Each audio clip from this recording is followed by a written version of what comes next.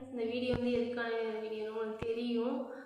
இருந்தாலும் இந்த வீடியோ நான் சொல்லியே ஆகணும். என்னென்ன நான் வந்து ஹெல்ப்பு கேட்டேன். கண்டிப்பாக கேட்டதுக்கப்புறம் என்னென்ன நடந்துச்சுன்றது வந்து நான் இன்ஃபார்ம் பண்ணல. நான் வந்து இந்த வீடியோ வந்து உதயா கூட போடணுன்றது தான் என்னோடய தாட்டாக வச்சுருந்தேன். கடைசியில் இந்த சூழ்நிலையில் வந்து நான் உதயா இல்லாமல் நான் போடுவேன்னு சொல்லி நான் நினைக்கல. என்ன நடந்துச்சுன்னு சொல்லி நிறையா பேர் வந்து தெரியாமல் என்னென்னமோ சொல்கிறீங்க. அதெல்லாம் ரொம்ப கஷ்டமாக இருக்குது. தயவுசெய்து அப்படி சொல்லாதீங்க. என்ன நடந்துச்சுன்னா, உதயா வந்து ஃபஸ்ட்டு எடுத்தோடனேவும் ஆக்சிடெண்ட்லேருந்தே நான் சொல்கிறேன். உதயாவோட ஃப்ரெண்டும் திண்டுக்கலுக்கு ஒரு வேலையாக போயிருந்தாங்க. அப்போல்லாம் திரும்ப வரப்போ வந்து ஃப்ரெண்டுக்கு வந்து எந்த அடியுமே இல்லை. அதனால தான் நான் ஃப்ரெண்டை எதுவுமே யூஸ் பண்ணலை. ஃப்ரெண்டுக்கு வந்து கையில் மட்டும் உரசி இருந்துச்சு, மற்றபடி அடியே இல்லை. உதயாவுக்கு வந்து 2 கையுமே ஃப்ராக்சராக இருந்துச்சு. 2 கையுமே எப்படின்னா, ஒரு கை வந்து மூட்டோட விளையிக்கிச்சு, ஒரு கை வந்து துண்டாக ஒடிஞ்சிருந்துச்சு.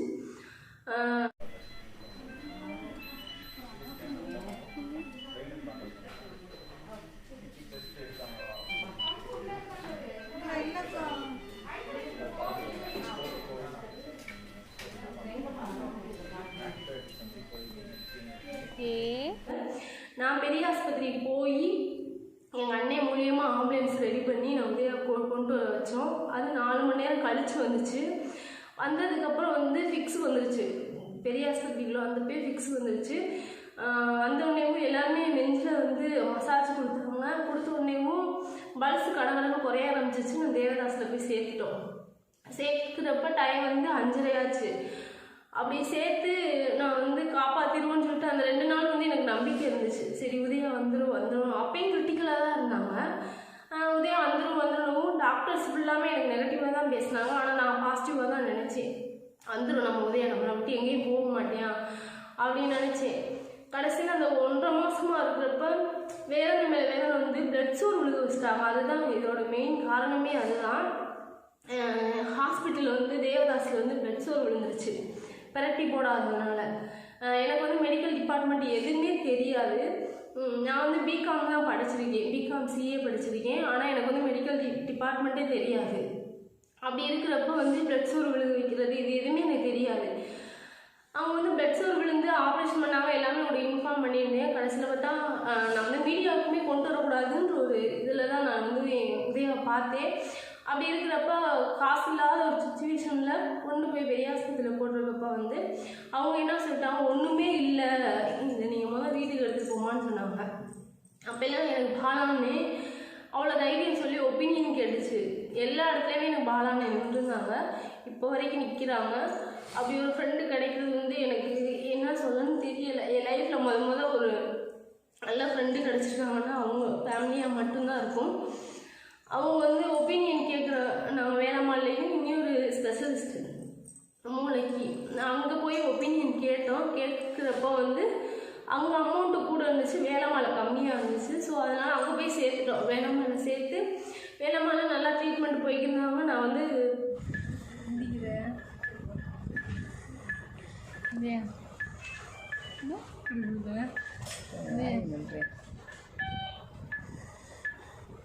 நீ எப்போ கொடுக்குறியோ அப்போ வரைக்கும் நான் போக மாட்டேன்னா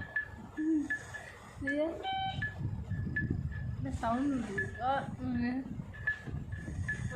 ஆக்சிடென்ட் முதல் நாள் வந்து நான் வீடை காலி பண்ணுறதுக்காக அமௌண்ட்டு வாங்கியிருக்கோம். மறுநாள் ஆக்சிடெண்ட் ஆகுது.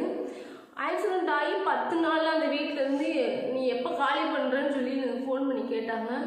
உதயாவை நாங்கள் ஹாஸ்பிட்டலில் கிரிட்டிக்கலாக வச்சுக்கிட்டே நான் போய் அந்த வீடை காலி பண்ணிட்டு இன்னொரு வீட்டுக்கு போனோம். அந்த வீட்டில் தான் உதயா வச்சுருந்து பார்க்குறப்ப அந்த வீடு வந்து சுற்றி மஞ்சள் கலர் பெயிண்ட் அடிச்சிருக்கும். கொஞ்சம் இரிட்டேட்டிங்காக இருக்கும் அந்த வீடு.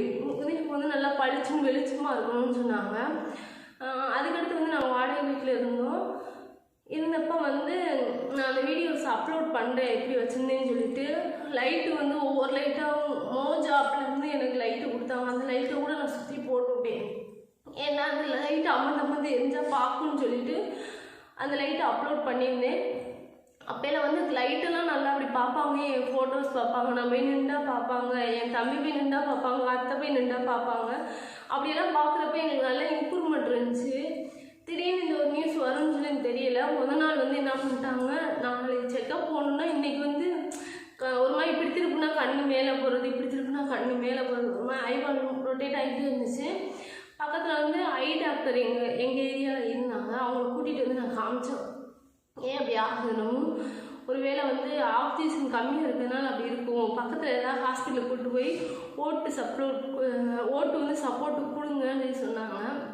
சரின்னு சொல்லிட்டு நாங்கள் பக்கத்துக்கு ஹாஸ்பிட்டலுக்கு போகிறப்ப அவங்க வந்து இல்லைப்பா நீங்கள் வேணமாலை பார்த்துட்டு நீங்கள் வந்து இங்கே வந்து ப்ரிகாஷனரி பண்ணியிருக்காங்க, நீங்கள் ட்ரீட்மெண்ட் ஃபுல்லாக அங்கே பண்ணிவிட்டு இன்னும் கான்சியஸ் இல்லை, நாங்கள் பார்க்க முடியாதுன்னு சொல்லிட்டாங்க. அப்படி சொல்லியிருக்கப்ப தம்பியை கையில் வச்சுருந்தேன். தம்பியை பக்கத்து வீட்டில் கொடுத்துட்டு உதயா தூக்கி நாங்கள் மடியில் வச்சுருந்தேன். அத்தை வந்து காலமும் இடுப்பும் அவங்க மடியில் வச்சுருந்தாங்க. அப்படி வச்சு அந்த பையனை கொண்டு போய் சேர்த்தோம் ஹாஸ்பிட்டலில். அப்படி அன்னைக்கு தான் போய் சேர்க்குறோம். அன்னைக்கு வந்து என்னென்னா யூரின் இன்ஃபெக்ஷன் ஆகிடுச்சு. ரொம்ப நாள் கத்திட்டு போட்டிருந்தாங்கல்ல, அதனால் வந்து பட்ஸ் அதிகமாக இருந்துச்சு. அப்போ பட்ஸ் அதிகமாக இருந்துச்சு. அப்படி இருக்கிறப்போ வந்து என்னை கூப்பிட்டு டாக்டர் வந்து பேசினாங்க. என்ன பேசினாங்கன்னா, இன்ஃபெக்ஷன் அதிகமாக இருக்குது, அவங்களுக்கு வந்து இதுக்கடுத்து பிபி வேறு குறையுது, நாங்கள் பிபிக்கு மருந்து கொடுத்துருக்கோம், இன்ஃபெக்ஷனுக்கும் கொடுத்துருக்கோம், அது வந்து உடம்புல செட் ஆகலைன்னு சொல்லிட்டாங்க. அதை வந்து நான் வந்து அந்த இடத்துல வந்து அத்தைக்கிட்ட சொல்லவும் இல்லை. அவங்க சொன்னாங்கன்னா அவங்க மனசு விட்டுறக்கூடாது அப்படின்னு சொல்லிட்டு யார்கிட்டையுமே சொல்லலை. நான் மனசில் வச்சு அழுதுகிட்டே இருந்தேன். எங்கள் அத்தை வந்து ஏண்டி அழுகுற, சொல்லுடி எனக்கு சொல்லுடின்னு சொன்னாங்க. எனக்கு அந்த இடத்துல வந்து சொல்கிற தைரியம் எனக்கு இல்லை. பாலா அண்ணி வந்து என்ன சொல்லிச்சு, இப்படி தான் நம்ம அங்கே போய் சேர்த்தப்ப சொன்னாங்க. டாக்டர்ஸ் வாயிலிருந்து என்ன வரும்னா,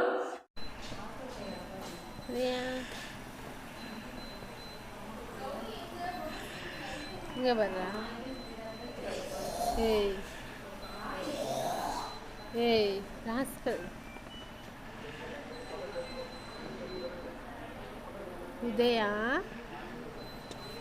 உதயமா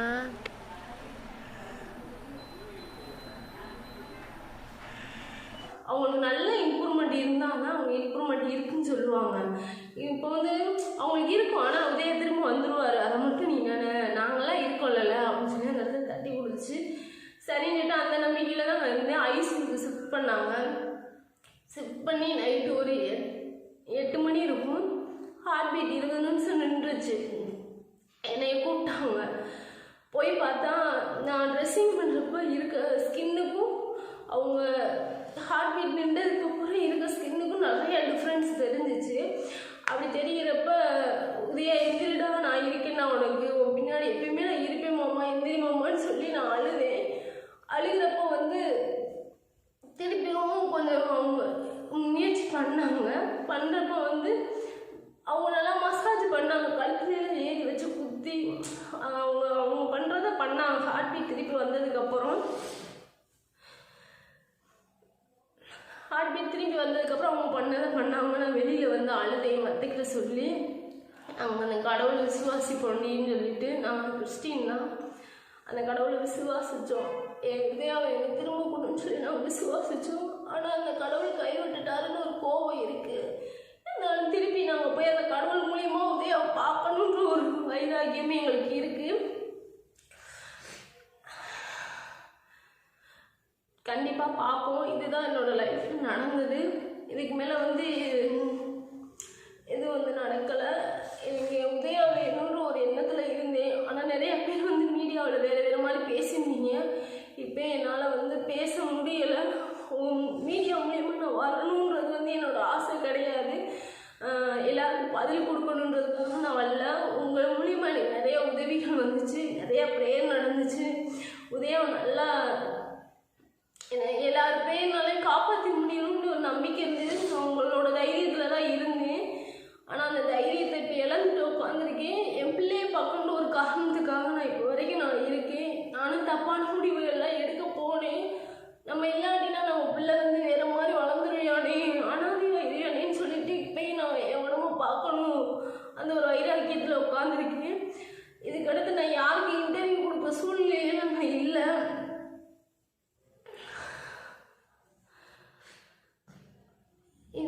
இது வரைக்கும் எனக்கு பண்ண உதவிக்கு எல்லாருக்கும் ரொம்ப நன்றி. யார் எது நினைச்சு நினச்சிக்கிறாதீங்க நான் சொல்லலைன்றது. 30ஆவது நாள் வந்து 2ஆம் தேதி வருது. தம்பிக்கு அவங்க அப்பாவுக்காக மொட்டை போட போகிறாங்க. தம்பிக்குன்னு தலை மொட்டை எடுக்கலை. ஃபஸ்ட்டு டைம் அவங்க அப்பாவுக்காக எடுக்க போறியான். அவனை வந்து அவங்க அப்பாவுக்காக எடுக்கணும்னு அந்த முடி நின்றுருக்குன்னு சொல்லி நினைக்கிறப்ப ரொம்ப வேதனையாக இருக்குது. என்கிட்ட வந்து சாமி கேட்பியா, எங்கள் அப்பாவை எங்கள் அம்மான்னு கேட்பியான்னு சொல்லிட்டு எனக்கு கஷ்டமாக இருக்குது. அந்த சூழ்நிலையில் நான் இப்போ இருக்கிறேன். யாருக்கு பதில் சொல்ல முடியலை. அந்த ஒரு சுச்சுவேஷன் எனக்குள்ளே இருக்குது. கண்டிப்பாக உதயா 2வது உதயாவை என் பிள்ளை வளர்த்து காட்டுவேன். எனக்கு கொடுத்த கிஃப்ட் சாமிக்குட்டி. அவனை நல்லா நான் வளர்க்கணும், அவனை நல்லா கொண்டு வரணும், உதயா பேர் சொல்லணும். அந்தளவுக்கு நான் வளர்த்து காட்டுவேன். நான் மீடியாவுக்கு இன்ஃபார்ம் பண்ணாது என்னோட தப்பு தான், மன்னிச்சுடுங்க. அதுக்காக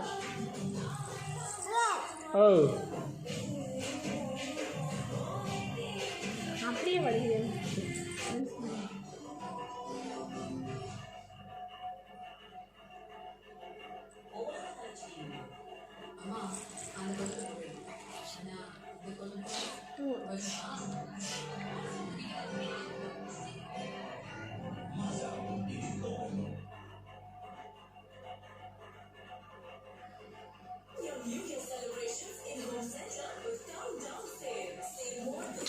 உனக்கு தெரியும் அப்பா இப்போ அதைகளை வச்சு ரொம்ப பேச வேணாம்னு நினைக்கிறேன். எனக்கு கஷ்டமாக இருக்குது, அதை சொல்ல முடியல. என்னன்னா ஒரு என்னோட வாழ்க்கை வேணும், ஒரு உதவி வேணும்னு இந்த மீடியாவுக்குள்ள வந்து கேட்டேன்னா நான் பிச்சை எடுத்தேன். என் புருஷனுக்காக நான் பிச்சை எடுத்தேன். இன்னைக்கு நான் எல்லாத்தையும் இழந்துட்டேன்.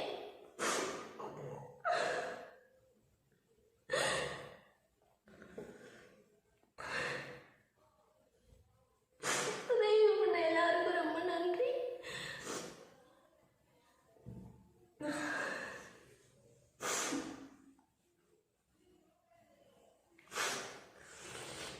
எப்பயுமே இந்த வீடியோவை போடக்கூடாதுன்னு நினச்சா, ஆனால் வந்து என் பிள்ளைக்கு வந்து மில்லியன் கணக்கில் வந்து நல்ல இருதயம் உள்ள மக்கள் வந்து நிறைய பேர் சொன்னீங்க. சில இருதயமே இல்லாதவங்க வேணா தப்பாக பேசலாம். அது கடவுள் பார்த்துட்டு வர்றவங்க பேசுகிறவங்கள யாருன்றது உங்களுக்கு தெரியும். நல்லா பேசுனது யாருன்றது தெரியும். கடவுள் பார்த்துக்குவார். அதனால வந்து நிறைய என் பிள்ளைக்காக நீங்கள் என் மருமகள் ஒரு வீடியோ போட்ட உடனே நீங்கள் முகமே தெரியாத ஜனங்கள், எத்தனையோ கஷ்டத்தில் இருக்கிற ஜனங்கள் கூட என் பிள்ளைக்காக உதவி பண்ணுனீங்க. நீங்களே சொல்லலை. ஆனால் பணத்தை கொட்டி என் பிள்ளை என் கைக்கு வரல. யாருக்குமே ஈடு கட்ட முடியாத ஒரு இழப்பு எங்கள் 2 பேத்துக்குமே. அவளுக்கு நான் ஆறுதல் சொல்ல முடியல, அவன் எனக்கு ஆறுதல் சொல்ல முடியல. ஆனாலும் அந்த குட்டி பையன் என் மைய உருவத்தில் இருக்கேன். அவனுக்காக அந்த பிள்ளையை நான் மனசு தேத்திக்கிட்டு தயவு செய்து அடுத்தவங்க வந்து அவளை புண்படுத்தாதீங்க. அவ்வளோதான் நான் உங்களுக்கு கெஞ்சி கேட்டுக்கிறேன். சுமதி ஒரு நேரம் பேசியிருந்தாங்க. அவங்க ஏற்கனவே ரொம்ப மனசு கஷ்டத்தில் தான் இருக்காங்க. அது நிறைய பேருக்கு தெரியும். பட் தெரிஞ்சிருந்தும் ஒரு சில பேர் வந்து அவங்க மனசை ரொம்ப புண்படுத்துகிற மாதிரியே பேசுகிறீங்க. எங்களுக்கு எல்லாமே தெரியும் அதுன்னு சொல்கிறீங்க. பட் நாங்கள் கூட இருந்தால் எங்களுக்கு எல்லாமே தெரியும். உதயாவுக்கு வந்து ஹாஸ்பிட்டலைஸ் மட்டுமே பார்த்திங்கன்னா ஒரு 27 லட்சம் செலவாயிருக்கு. சரிங்களா? மக்கள் நீங்கள் எல்லாருமே உதவிய பணங்கள் வந்து அவங்க கடன் இல்லாத ஒரு லைஃப்குள்ளே வந்திருக்காங்க. சாமை பார்த்துக்கிற அளவுக்கு அவங்க இருக்காங்க. ஸோ அந்த பணம் அவ்வளோ வந்துச்சு இவ்வளோ வந்துச்சு நிறைய ரூமர்லாம் பரப்பிட்டு இருக்கீங்க. அவங்க மனசை மட்டும் யாரும் கஷ்டப்படுத்தாதீங்க. ஏன்னா உதயா இல்லாத வந்து அந்த இழப்பை மீட்டுற அளவுக்கு யாருமே பண்ண முடியாது அவங்கள. ஸோ மக்களாகிய நீங்களும் நாங்கள் எல்லாருமே வந்து அந்த பிள்ளைக்கு ஒரு தைரியத்தை சொல்லி அந்த பிள்ளை கூட இருந்து சப்போர்ட் பண்ணிங்கனாவே ரொம்ப நல்லது. சாமி கூட அந்த பிள்ளை ஏதாவது வீடியோ போட்டாலும் ஏதாவது பேசினாலும் சப்போர்ட் பண்ணுங்கள். யாரும் வந்து அவதூறாக பேசாதீங்க. அதுவே மனசு அவ்வளோ கஷ்டப்பட்டுட்டு இருக்கு. சாமிக்காக தான் அந்த உலகத்தில் வாழணும்னு சொல்லிட்டு நான் எவ்வளோ நிறையா நாங்கள் தேர்த்திக்கிட்டு இருக்கோம். ஃபேமிலியில் நிறைய பேர் வந்து சொல்லிக்கிட்டு இருக்காங்க. ஸோ எல்லாருமே வந்து அந்த ஒரு வார்த்தையை மட்டும் நீங்கள் சொல்லி சுமதியை வந்து கொஞ்சம் மனசு ஆறுதலாக பேசுங்க. இதை மட்டும் நான் வேண்டி விரும்பி கேட்டுக்கிறேன். ஏன்னா வந்து யாரும் தவறான வார்த்தைகளை சொல்கிறாங்க. அந்த பிள்ளை வந்து பார்க்கும்போது மனசு கஷ்டப்பட்டு அழுதுட்டு ஃபோன் பண்ணுது, இந்த மாதிரிலாம் பேசுகிறாங்க, இந்த மாதிரிலாம் பேசுகிறாங்க, ரொம்ப மனசு கஷ்டப்படுது. ஸோ தயவு செஞ்சு யாருமே எந்த மீடியாலையுமே வந்து தவறான விஷயத்த பார்ப்பாதீங்க. எல்லா விஷயங்களுமே அவங்க உங்ககிட்ட ஓப்பன் டாக்காக சொல்லியிருக்காங்க. ஏன் அவங்க சொல்ல வந்தாங்கன்னா, இன்னும் நிறையா நீங்கள் மர்மம் இருக்குது, அது நிறையா வதந்திகளை நிறையா பரப்பிக்கிட்டே போகிறீங்க, இவன் வீட்டில் மனசு கஷ்டப்பட்டுக்கிட்டே உட்காந்துருக்காங்க, இதுக்கு எல்லாத்துக்கும் ஒரு முற்றுப்புள்ளி வைக்கணும்னு சொல்லிட்டு தான் அவங்க வந்து இன்றைக்கி அவங்க மீடியா முன்னாடி பேசணும்னு சொல்லிட்டு இன்றைக்கி சேனலில் அவங்க வந்து வீடியோ போட்டிருக்காங்க. ஸோ எல்லாருமே அதை பார்ப்பீங்கன்னு நினைக்கிறோம். பார்த்துட்டு இதுக்கு மேலே யாருமே வந்து இந்த கம்ப்ளைண்டில் வந்து எடிட் பண்ணி ஏதோ ஒரு விஷயங்களை நீங்கள் போட வேணாம், எதுவும் தேவையில்லாத விஷயங்களை பேச வேணாம். முடிஞ்சால் சுமதிக்கு வந்து நீங்கள் சப்போர்ட் மட்டும் பண்ணி பேசுங்க, தவறான விஷயத்தை மட்டும் பரப்பாதீங்க. நீங்கள் எல்லாருமே ரொம்ப உதவி பண்ணியிருக்கீங்க, அதுக்கு எல்லாமே நாங்கள் எல்லோரும் நன்றி கடன் பட்டிருக்கோம். ஸோ எல்லாருமே ஒரு ப்ரே பண்ணிக்கிறதுக்கு ரொம்ப தேங்க்ஸ் இது வரைக்கும் நீங்கள் பண்ணது. நிறையா பேர் வந்து அதுக்கடுத்து கேட்டிருந்தீங்க, ஏன் வந்து உதயா ப்ரோ காட்டலன்னு சொல்லி கேட்டிருந்தீங்க. நாங்கள் காட்டுறதுக்கான சுச்சுவேஷனில் நாங்கள் இல்லை, அதுதான் உண்மை. நாங்கள் வந்து ஒரு எதிர்பார்க்காத ஒரு இழப்பு இது எங்களுக்கும் சரி எங்கள் ஃபேமிலிக்கும் சரி இது வந்து ஒரு எதிர்பார்க்காத இழப்பு. நாங்கள் மேரேஜ் பண்ணி 3 இயர்ஸ் தான் ஆகுது. அப்படி இருக்கிறப்ப டக்குன்னு இப்படி ஒரு இழப்பு வந்து எங்களால் தாங்கிக்கொள்ள முடியல. அதனால தான் உங்களுக்கு வந்து நான் மீடியாவில் வந்து லைவ் போட்டு காட்டாது வந்து என்னோடய குறைன்ற மாதிரி நீங்கள் சொன்னாலும் அது வந்து என்னோடய சுச்சுவேஷன் அந்த மாதிரி இருந்துச்சு. நான் வந்து எதிர்பார்க்கல உதயா டெத் ஆகுன்றதை வந்து நான் எதிர்பார்க்கல.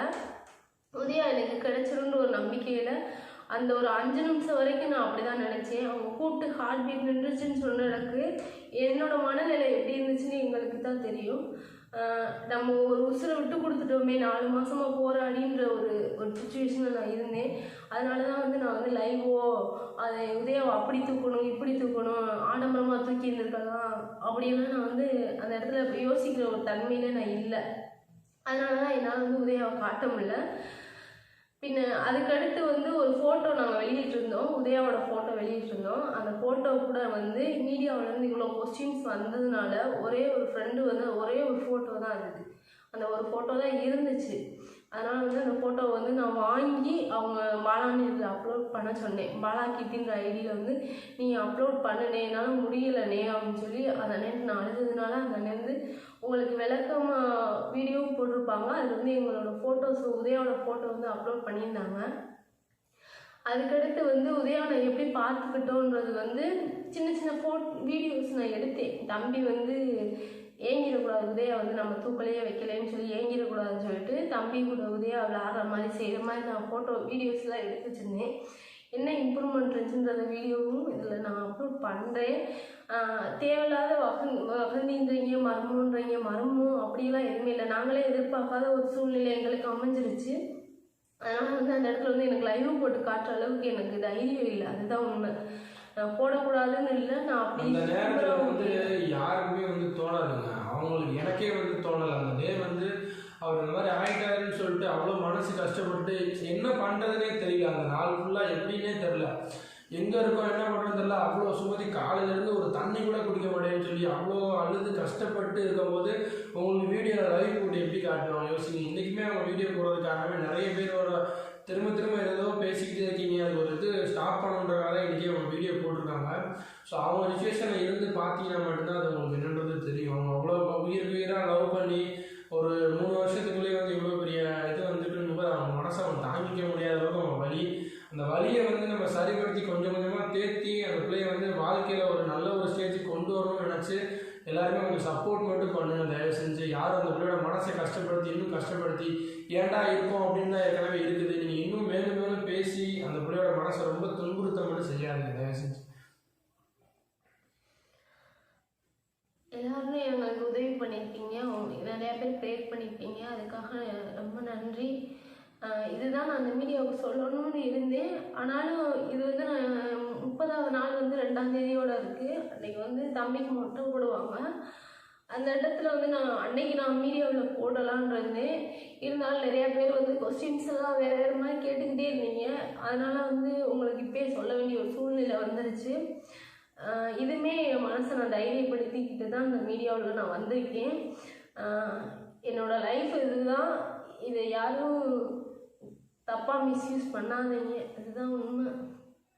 வேறு எந்த மீடியாவிலையும் வகந்திகள் போட்டுருந்தான் நம்பாதீங்க. இதுதான் என்னோடய ஐடி. உதயா சுமதி சாம்குட்டின்னு சொல்லி இப்போ மாற்றிட்டேன். இந்த ஐடியில் போடுறது மட்டும்தான் உண்மை. இந்த ஐடியில் பாலா கீர்த்தி ஐடியில் போடுறது மட்டும்தான் உண்மை. மற்றபடி யாருமே வதந்திகளை கிளப்புறது யாரையும் நம்பாதீங்க.